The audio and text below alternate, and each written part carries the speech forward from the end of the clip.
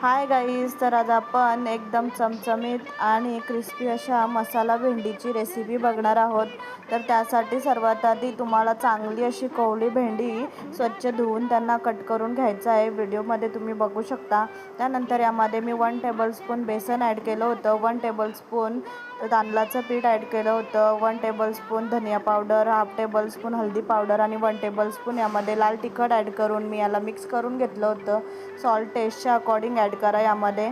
आणि नंतर तेलामध्ये मी लसूण कढीपत्त्याची फोडणी दिली होती आणि मसाला भेंडी यामध्ये जे आपण कोट करून ठेवली होती ती यामध्ये ॲड करून मिक्स करून घ्या आणि बारीक गॅसवर तुम्हाला हिला 15 ते 10 मिनटं तुम्हाला चांगली अशी शिजवून द्यायचे आहे। आणि काहीच करायचं नाही, फक्त 1-2दा तुम्ही त्याला परतून घ्या आणि तशीच ठेवून द्या। त्यानंतर या भेंड्या आपोआप अशा क्रिस्पी होऊन जातात।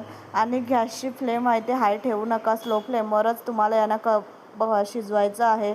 तरी एकदा नक्की ट्राय करून बघा। तर आजच्यासाठी एवढंच। ओके, बाय गाईस।